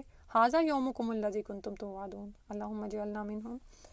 یوم نطوی السماء کطی السجل للکتب، جس دن ہم لپیٹ دیں گے آسمان کو کا مانند طی یعنی لپیٹنا، السجلی رجسٹر کے، للکتب لکھنے کے لیے یا کتابوں کے لیے، ٹھیک ہے. طی جو ہے نا لپیٹنے کے لیے آتا ہے، جیسے نشر پھیلانے کے لیے آتا ہے، ٹھیک ہے. تو اور سجل جو ہے وہ لوہے کی بڑی سل کے لیے بھی آتا ہے، لیکن چونکہ پہلے زمانے میں یا پتھر وغیرہ ان چیزوں پہ لکھا جاتا تھا، لیکن اب جیسے ہم جانتے ہیں کاغذوں پر لکھا جاتا ہے، یا جو بھی چیزیں استعمال ہوتی ہیں، جیسے اب ڈیوائسز پہ آپ لکھتے ہیں، ٹھیک ہے، للکتب لکھنے کے لیے، ٹھیک ہے. تو اللہ سبحانہ وتعالیٰ فرما رہے ہیں کہ وہ دن جس دن ہم آسمانوں کو لپیٹ دیں گے جیسے تحریروں کا یعنی لکھی گئی چیزوں کا تومار یعنی رجسٹر لپیٹ دیا جاتا ہے. اب آپ اس کو نا اس طرح سے یاد کر سکتے ہیں کہ میڈیا پہ ہی ہم یہ چیزیں دیکھتے ہیں کہ پرانے زمانے میں جب خطوط جاتے تھے نا، تو پہلے اس کو پھیلاتے تھے، لکھتے تھے، وہ ڈرائی ہوتی تھی نا انک، تو پھر اس کو لپیٹ دیتے تھے، ٹھیک ہے. اور بڑے بڑے بعض اوقات تو بہت بڑے بڑے پیپرز ہوتے تھے یا چیزیں ہوتی تھیں جن پر لکھا جاتا تھا، اور جلی اور گاڑے حروف میں لکھا جاتا تھا، ٹھیک ہے. تو اس کے بعد وہ ڈرائی ہوتا تھا تو پھر اس کو لپیٹ دیا جاتا تھا. اب امیجن کریں آسمانوں کو اس طرح لپیٹا جا رہا ہے، ٹھیک ہے، سبحان اللہ. کہ اور پھر قرآن میں ایک جگہ پر آتا ہے نا کہ ہم آسمانوں کو پھیلا رہے ہیں، لموسیون، اس کو وسعت دیتے چلے جا رہے ہیں، یہ پھیلتے جا رہے ہیں، ٹھیک ہے. لیکن جب قیامت کا دن آئے گا تو اللہ تعالیٰ ان کو لپیٹ دیں گے، سبحان اللہ. یعنی کہ اور آپ یہ دیکھیں کہ جیسے اسی مضمون کو اللہ تعالیٰ نے ایک اور جگہ پر اس طرح سے فرمایا کہ السماوات مطویات بیمینہ، تمام آسمانوں کو لپیٹ کر اللہ تعالیٰ اپنے دائیں ہاتھ میں لے لے گا. سبحان اللہ. آپ آسمانوں کو دیکھیں اور ایک کارپیٹ ہی ہم لپیٹیں تو اس کا کتنا وزن ہو جاتا ہے نا، کہ وہ اکیلی عورت سے اٹھایا نہیں جاتا، ٹھیک ہے. اللہ کی قدرت اور شان دیکھیں، لپیٹ کر اللہ تعالیٰ اسے اپنے دائیں ہاتھ میں لے لیں گے، ٹھیک ہے. تو جس طرح اللہ تعالیٰ نے کائنات کی تخلیق کا آغاز کیا تھا، اسی طرح ایک ایک کر کے زمین و آسمان کی ایک ایک چیز کو ختم کر کے نئی نئی زمین اور نئے آسمان اللہ سبحانہ تعالیٰ وجود میں لے آئیں گے. کما بدأنا اول خلق نعید، جیسا کہ ہم نے ابتدا کی تھی، پہلی دفعہ تخلیق کی، ہم اس کو پھیر دیں گے، ہم اس کو لوٹا دیں گے، ہم اس کا اعادہ کریں گے، ٹھیک ہے. یعنی پہلے جس طرح سے تخلیق کا آغاز ہوا تھا اسی طرح، یعنی انسانوں کو بھی اسی طرح اٹھایا جائے گا. وعد علینا، یہ ہم پر وعدہ ہے، ہمارے ذمہ ایک وعدہ ہے. انا کننا فاعلین، بے شک ہم ضرور یہ کرنے والے ہیں. یعنی یہ تو ہوگا. یعنی اگر کوئی کہتا بھی رہے کہ ایسا کیسے ہو سکتا ہے، تخلیق کا آغاز کیسے ہو سکتا ہے، مر کے لوگ دوبارہ کیسے زندہ ہو سکتے ہیں، اللہ تعالیٰ نے فرمایا کہ صرف انسان ہی نہیں، آسمانوں اور سب کے ساتھ یہ معاملہ اللہ سبحانہ وتعالیٰ کر دیں گے.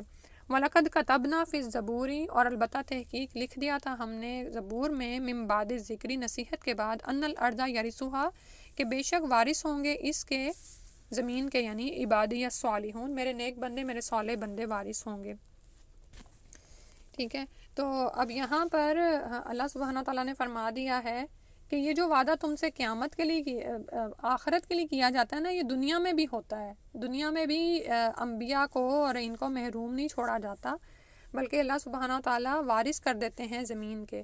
اور اس بات کا ذکر وَلَقَدْ كَتَبْنَا فِي الزَّبُورِ، زبور میں بھی آیا ہے. اور کہا جاتا ہے کہ زبور کے بھی صحیفوں کی کچھ چیزیں موجود ہیں نا، جیسے ابھی میں نے آپ کو بتایا کہ تحریفات کے باوجود بھی ان کی باقیات موجود ہیں. تو اس میں موجود ہے کہ یعنی کہ اللہ کے نیکوکار بندوں کو پھر زمین کا وارث کر دیا جاتا ہے، ٹھیک ہے. اور یعنی جنت میں تو وہ پہنچ کر وہاں پر تو نعمتوں سے سرفراز ہوں گے ہی، لیکن دنیا میں بھی یہ ہوتا ہے، ٹھیک ہے. اور جیسے یہاں پر ایک سورہ زمر میں آتا ہے، اور اہل جنت کہیں گے کہ ہر طرح کی تعریف اللہ کو سزاوار ہے جس نے ہم سے اپنے وعدے کو پورا کر دیا اور ہمیں زمین کا وارث بنا دیا، ہم جنت میں جہاں چاہتے ہیں وہیں رہتے ہیں، ٹھیک ہے۔ اور اس دنیا کی وراثت کے متعلق فرمایا ان الارض نورثها من نشاء من عبادی، زمین اللہ تعالیٰ ہی کی ہے، وہ اپنے بندوں سے جسے چاہتا ہے اس کا وارث بنا دیتا ہے۔ تو ضروری نہیں ہوتا کہ زمین کی وراثت صرف بدکاروں کو ہی ملے، ٹھیک ہے، اور یا پھر نیکوکاروں کو ہی ملے۔ یہ اللہ تعالیٰ کا بعض اوقات ہم دیکھتے ہیں کہ باطل لوگوں کو بھی ملتی ہے، لیکن جب انسان اللہ سبحانہ و تعالیٰ کے دین کو نافذ کرتا ہے تو اس کو اللہ سبحانہ و تعالیٰ غلبہ بھی عطا فرما دیتے ہیں، ٹھیک ہے۔ تو اللہ تعالیٰ کا یہ وعدہ ہے کہ جو ایماندار اپنے دعوی ایمان میں اور صالح اعمال کرنے میں سچے اور مخلص ہیں، اللہ تعالیٰ ان کو حق و باطل کے مارکے میں کامیاب کر دیتا ہے، ٹھیک ہے۔ اور نظریاتی طور پر تو آپ جانتے ہیں کہ کامیابی ہی ہے، لیکن اس کے باوجود اس کے علاوہ بھی زمینی طور پر بھی زمین کے وارث بھی ہم دیکھتے ہیں کہ جیسے مختلف انبیاء کو آپ دیکھ لیں، اور رسول اللہ صلی اللہ علیہ وسلم پر شروع میں تنگیاں آئیں اور باطل تھا کہ لگتا تھا کہ بہت وہ سربلند ہو رہا ہے، لیکن اس کے بعد ہم دیکھتے ہیں کہ رسول صلی اللہ علیہ وسلم کے زمانے میں فتح مکہ ہو گئی، اور اس کے بعد صحابہ نے کہاں کہاں تک دین اسلام کے جھنڈے گاڑ دیے تھے نا، ٹھیک ہے، اور کس طرح سے زمین لپٹ گئی تھی ان کے لیے، یعنی اتنے علاقے ہم سنتے ہیں فتح ہوتے چلے گئے اور لوگ ان کے باج گزار ہو گئے۔ اور ایون ایک جگہ کے لیے تو آتا ہے کہ جب مسلمانوں نے اپنی انتظامی مشکلات کی وجہ سے ان کو چھوڑ کے جانا چاہا تو وہ روتے تھے کہ تم ہی رہو یہاں پر، ہم، اور حالانکہ وہ جزیہ دے کر وہاں پر رہ رہے تھے، ٹھیک ہے۔ تو اللہ سبحانہ تعالیٰ کا یہ وعدہ ہے کہ جب تم ایمان والے ہو تو تمہیں زمین کی وراثت بھی دی جائے گی، لیکن پتہ کیا ہوتا ہے، ہم صبر نہیں کرتے ہیں، ہم سے صبر نہیں ہوتا، نہیں پتہ نہیں کب وعدہ پورا ہوگا، کب اللہ کی طرف سے عطا ہوگی۔ ہم تو رزق میں تھوڑی سی بھی کمی آئے نا تو ہم پہلے یہی سمجھتے ہیں کہ شاید میرا یہ دین سے میں جڑ گئی ہوں اور قرآن سیکھ رہی ہوں تو میرے پاس وقت نہیں رہا تو میرا مال کم ہو گیا۔ تو نہیں، ان الارض یرثھا عبادی الصالحون، کہ اللہ سبحانہ تعالیٰ دنیا میں بھی عطا فرماتے ہیں انشاءاللہ۔ پھر فرمایا ان فی ھذا، لیکن اس کے لیے یاد رکھیں کہ یہ مخلص لوگوں کے لیے ہوتا ہے، الصالحون کا آیا ذکر، یعنی کوئی حریص نہ ہو دنیا کے مال کے لیے، ٹھیک ہے۔ اللہ کی راہ میں اللہ کے لیے دین کو خالص کرتے ہوئے جب آپ آگے بڑھتے ہیں تو اللہ سبحانہ تعالیٰ عطا بھی کرتے ہیں۔ پھر اس کے بعد فرمایا ان فی ھذا لبلاغا لقوم عابدین، بلا شبہ اس ارشاد الہی میں عبادت گزاروں کے لیے ایک بڑی خبر ہے، ٹھیک ہے، ایسے لوگوں کے لیے جو عبادت کرنے والے ہیں، یعنی سب کے لیے خوشخبری ہے، انبیاء کے لیے تو ہے ہی، اور پھر صالحین کے لیے بھی، تو عابدین کے لیے بھی ہے، جو بھی اللہ کو ماننے والا ہے، عبادت کرنے والا ہے، اگر وہ ان آیات پر عمل پیرا ہو تو یقیناً اپنی منزل مقصود کو پا لیں گے۔ پھر فرمایا وما ارسلناک الا رحمۃ للعالمین، اور نہیں بھیجا ہم نے آپ کو، یعنی رسول اللہ صلی اللہ علیہ وسلم کو، مگر رحمت بنا کر تمام جہانوں کے لیے، ٹھیک ہے۔ اور وہ رحمت کیا ہے کہ اللہ سبحانہ تعالیٰ نے آپ کو وحی الہی عطا فرمائی، ٹھیک ہے، صراط مستقیم دکھایا، تو یہی دراصل رحمت ہے جو تمام جہان والوں کے لیے ہے، تو انسان اس نعمت کی قدر کرے، ٹھیک ہے۔ اللہ سبحانہ تعالیٰ سے دعا ہے کہ جو جس رحمت کے ساتھ رسول اللہ صلی اللہ علیہ وسلم کو بھیجا گیا تھا، ہم اس پیغام کو لینے والے ہوں اور اس کو عام کرنے والے ہوں، ٹھیک ہے، یعنی انہوں نے ہی ہمیں آ کے بتایا کہ ہمارا انجام کیا ہے اور جنت اور دوزخ کا معاملہ کیا ہے۔ پھر اس کے بعد فرمایا کل کہہ دیجئے انما، بے شک یوحا وحی کیا جاتا ہے، الیہ میری طرف، انما بے شک الہکم الہ تمہارا الہ واحد، ایک ہی الہ ہے، فہل انتم مسلمون، تو کیا تم مسلمان ہوتے ہو؟ تو آپ صلی اللہ علیہ وسلم ان سے کہہ دیجئے کہ میری طرف جو وحی کی جاتی ہے وہ یہی ہے کہ تمہارا الہ صرف ایک ہی الہ ہے، تو پھر کیا تم سر تسلیم خم کرتے ہو؟ تو جہان والوں کے لیے جیسے بھی آیا نا، اوپر ہی کی آیت کا یہاں پر وہ ہمیں پتہ چل رہا ہے کہ رحمت کیا ہے، دراصل یہی وحی الہی ہے، جس کی دلیل ہمیں اس آیت سے مل رہی ہے کہ آپ یہ دیکھیں کہ رسول صلی اللہ علیہ وسلم کے اندر امت کے لیے، جہان والوں کے لیے رحمت اور شفقت اتنی زیادہ تھی کہ زندگی بھر تکلیفیں سہ کر بھی آپ خالص توحید کی طرف دعوت دیتے رہے، آپ نے اس میں ذرا کسی چیز کی آمیزش نہیں کی کہ یہ مشرکین مکہ مجھے بہت تنگ کرتے ہیں، میں ان کے لیے تھوڑا سا یعنی کہ مداحنت کر لوں ان کے ساتھ، ایسا کچھ بھی نہیں تھا، ٹھیک ہے۔ تو اللہ سبحانہ تعالیٰ نے کس طرح سے رسول صلی اللہ علیہ وسلم کو عطا فرمایا اور انہوں نے مسلسل اس کام کو پورا کیا، اس میں ایک حدیث ہے کہ ابو ہریرہ رضی اللہ عنہ کہتے ہیں کہ آپ صلی اللہ علیہ وسلم نے فرمایا میری اور لوگوں کی مثال اس شخص جیسی ہے جس نے آگ روشن کی اور جب اس کی روشنی ارد گرد پھیل گئی تو کیڑے اور پتنگے اس آگ میں گرنے لگے. اب وہ شخص انہیں آگ سے دور ہٹانے لگا تاکہ جلنے سے بچ جائیں مگر وہ مانتے ہی نہیں اور اس آگ میں گھستے گرتے اور مرتے جاتے ہیں. اسی طرح میں تمہیں تمہاری کمروں سے پکڑ کر آگ سے دور کھینچتا ہوں اور کہتا ہوں کہ دوزخ سے بچ جاؤ لیکن لوگ ہیں کہ سنتے ہی نہیں اور اس میں گرے پڑتے ہیں. بخاری کتاب الرقاق کی حدیث ہے, باب الانتباہ عن المعاصی میں آئی ہے. ٹھیک ہے, تو فہل انتم مسلمون, کیا تم مانتے ہو؟ اب ہم سے پوچھا جا رہا ہے. فَإِن تَوَلَّوْا, تو پھر اگر وہ منہ پھیر لیں, فَقُلْ آذَنْتُكُمْ, تو کہہ دیجئے کہ میں نے تو خبردار کر دیا تم کو, عَلَى سَوَائِن, عَلَى الْإِعْلَانِ, یکساں طور پر, وَإِنْ أَدْرِي أَقَرِيبٌ أَمْ بَعِيدٌ, اور میں نہیں جانتا کہ وہ قریب ہے یا بعید ہے یعنی دور ہے, ما توعدون, جس کا تم وعدہ کیے جاتے ہو. عَلَى سَوَائِن کا مطلب کیا ہے کہ میں نے تمہیں برابری کی سطح پر خبردار کر دیا ہے. تمہیں دو باتوں میں سے ایک کا اختیار ہے, یا تو سیدھی راہ کا انتخاب کر لو یا دوسری بہکی ہوئی بھٹکی ہوئی راہوں پر چلے جاؤ. میری دعوت کو قبول کر لو یا اس کا انکار کر دو. تو انکار کی صورت میں کیا ہوگا کہ دنیاوی عذاب بھی آئے گا اور وہاں پر بھی عذاب ملے گا. ٹھیک ہے, تو لیکن وہ اقریب ام بعید, وہ قریب ہے یا بعید ہے یہ نہیں میں جانتا. اس کا علم کس کو ہے؟ اللہ سبحانہ تعالیٰ کو ہی ہے. ٹھیک ہے, قیامت کی بات پہلے بھی ہوئی اور اب یہاں پر بھی ہو رہی ہے, کیونکہ مشرکین مکہ کو جب کوئی خبر سنائی جاتی اور ان کو ڈرایا جاتا تھا, یعنی کہ تنبیہ کی جاتی, تو وہ کیا کہتے تھے پھر کہ اچھا سب انبیاء کے ساتھ ہی بلکہ یہی کیا اقوام نے کہ پھر لے آؤ جس عذاب کی تم ہمیں دھمکی دیتے ہو. تو انبیاء کے اختیار میں اور نہ ہی ان کے ہاتھوں میں تو نہیں ہوتا کہ جہاں کوئی نہ مانے اس کو وہ عذاب دے دیں. ٹھیک ہے, انسانوں پر علا سوا اختیار تو انسانوں کے ہاتھوں میں چھوڑ دیا گیا, مانتے ہو تو مان لو, نہیں تو اپنا ہی برا کرو گے. ٹھیک ہے, تو یہ آیات ہمارے لیے بھی ہیں کہ ہمیں نہیں پتہ کہ کب گزر جائیں گے, کب چلے جائیں گے. تو کیا ابھی بھی ہم دین کی طرف نہ آئیں اور اس کا کام نہ کریں اور اس کے لیے قربانی نہ کریں؟ انہ یعلم الجہر, بے شک وہ جانتا ہے ظاہر بات کو, من القولی بات میں سے, وہ یعلم, اور وہ جانتا ہے ما تکتمون, جو تم چھپاتے ہو. اللہ سبحانہ وتعالیٰ وہ باتیں بھی جانتا ہے جو بآواز بلند کی جاتی ہیں اور وہ بھی جنہیں تم چھپا کر رکھتے ہو, یعنی تمام تر علم کو اللہ سبحانہ وتعالیٰ کے پاس ہی ہے. وَإِنْ أَدْرِي لَعَلَّهُ فِتْنَةٌ لَكُمْ, اور میں سمجھتا ہوں شاید کہ وہ ایک فتنہ ہے تمہارے لیے, وَمَتَاعٌ, اور فائدہ اٹھانا ہے, إِلَىٰ حِينٍ, ایک وقت تک. یعنی میں نہیں جانتا کہ یہ جو عذاب میں تاخیر ہو رہی ہے یہ تمہارے لیے ایک فتنہ ہو, یعنی تم یہ نہ سمجھ لینا کہ عذاب کے آنے میں تاخیر ہو رہی ہے تو تم یہ سمجھو کہ تم سچے ہو اور نعوذ باللہ میں جو بات تمہیں بتا رہا ہوں وہ جھوٹی ہے. ٹھیک ہے, اور وہ متاعون إِلَىٰ حِينٍ, اور یہ کہ ایک طرف ایک مدت تک فائدہ اٹھانا ہے, یعنی یہ بھی ہو سکتا ہے کہ یہ تمہارے لیے مہلت ہی ہو بس, اور تمہیں یعنی ڈھیل دی جا رہی ہے, چھوٹ دی جا رہی ہے, اور یہ تمہارے حق میں وبال جان بن جائے. یعنی اس میں بھی تنبیہ ہے کہ ہم بچ جائیں اس بات سے کہ اگر ہم وقت دیے جا رہے ہیں, نعمتیں دیے جا رہے ہیں اور فتنہ نہیں آ رہا, یعنی مصیبت نہیں کوئی پڑ رہی ہے, تو ہم یہ سمجھیں کہ بس ایسے ہی زندگی گزر جانی ہے. نہیں, ضرور ایک دن ہم اٹھائے جائیں گے اور ان تمام چیزوں کا حساب لیے جائیں گے, وہ دن تو ضرور قائم ہونا ہے. ٹھیک ہے, متاعون إِلَىٰ حِينٍ, یہ سارا جو متاع ہے اور سب کچھ ہے یہ ایک وقت مقرر تک دیا گیا ہے, اور اس کے بعد پھر حساب کتاب ہی ہے, اس دن عمل کا کوئی دن نہیں ہے.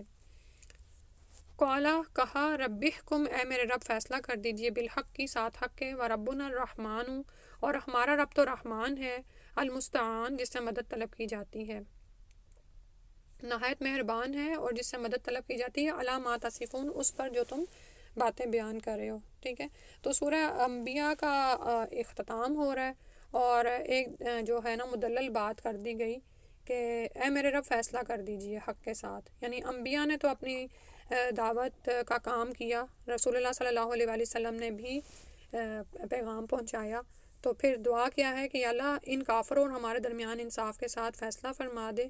اور اسی طرح رسول اللہ صلی اللہ علیہ وسلم, نبی صلی اللہ علیہ وسلم نے بھی کافروں کو مخاطب کر کے فرمایا کہ جس طرح تم اللہ کی آیات کا مذاق اڑاتے رہے ہو, مسلمانوں کو اپنی تضحیک اور ظلم و ستم کا نشانہ بناتے رہے, تو اس کے رد عمل کے طور پر ہم نے اپنے رب کی طرف ہی رجوع کرتے ہیں جو نہایت مہربان ہے, اور ایسے مشکل اوقات میں اسی سے مدد طلب کرنا چاہیے. اور وہی ہمارے لیے بھی عمل کی بات یہی ہے کہ دین کو تو ہم نے تھام کے رکھنا ہے, یہی سچا دین ہے, برحق ہے, اور اسی کے احکامات جو ہیں مضبوط مدلل دیے گئے ہمیں، ان پر استقامت اختیار کرنی ہے، چاہے جتنی بھی رکاوٹیں آئیں، رویہ ہمارا پھر یہی انبیاء والا ہو۔ آمین یا رب العالمین۔ ٹائم آپ کا کافی ہو گیا، اگر آپ جانا چاہیں تو چلے جائیں، میں ویسے تلاوت چلا رہی ہوں آیت نمبر 89 سے، آپ بعد میں بھی چاہے سن سکتے ہیں اگر آپ چھوڑنا چاہیں تو۔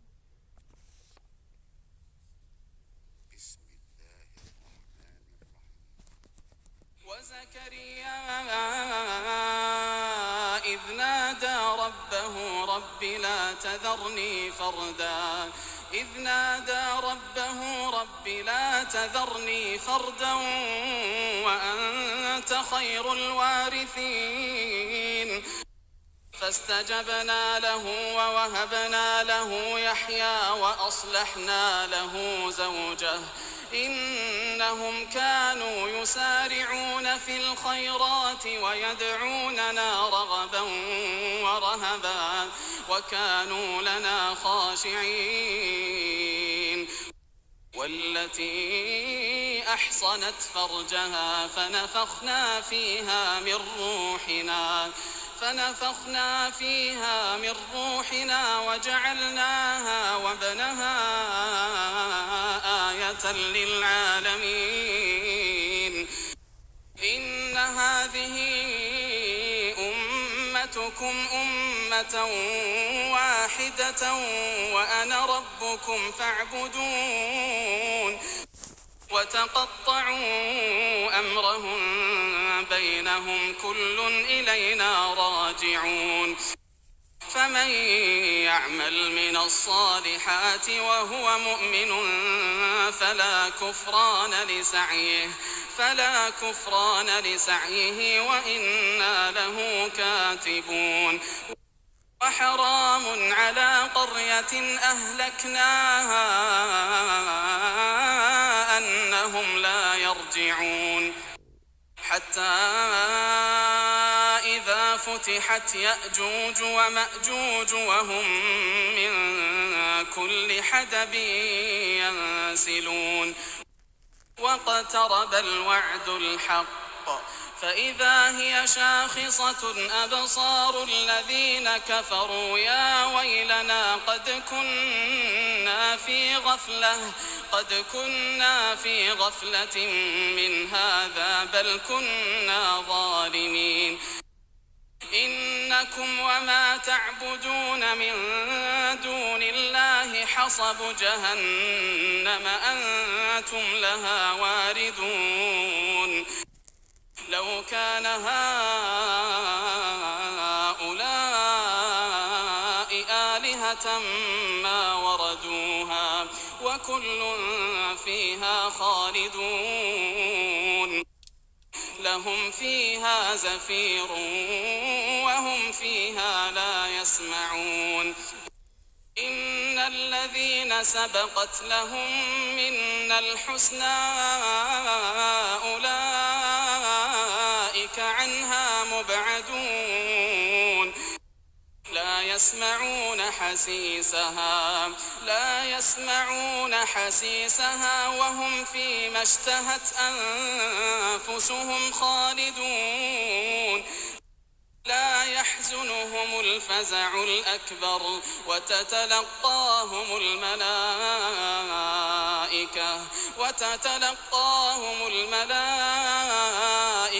هذا يومكم الذي كنتم توعدون يوم نطوي السماء كطي السجل للكتب كما بدأنا أول خلق نعيده وعدا علينا إنا كنا فاعلين ولقد كتبنا في الزبور من بعد الذكر أن الأرض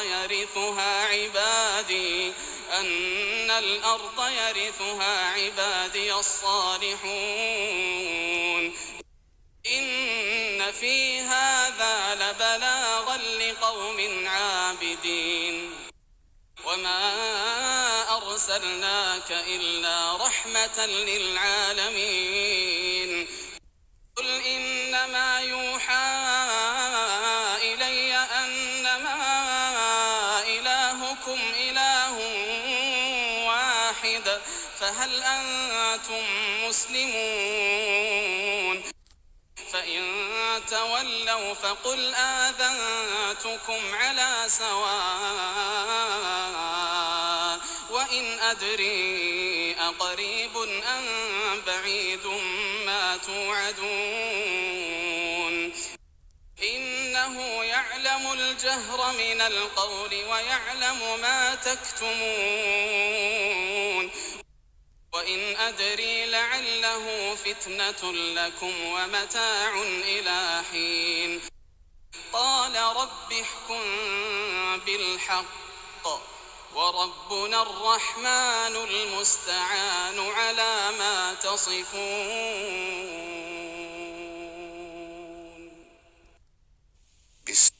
جزاک اللہ خیرن کثیرن. اللہ سبحانہ تعالیٰ ہم سے قبول فرما لے، اور جو وقت آپ نے دیا ہے اللہ تعالیٰ اسے بھی آپ کے لیے قبول کرے اور اس کے بدلے ہمیں آخرت کی تنگیوں اور مشکلات سے بچا لے. آمین یا رب العالمین. سبحانک اللہم و بحمدک اشہد ان لا الہ الا انت استغفرک و اتوب الیک. السلام علیکم ورحمۃ اللہ. اللہ کا بہت احسان ہے، سورہ الانبیاء مکمل ہو گئی آج. شکر ہے. جزاک اللہ خیر.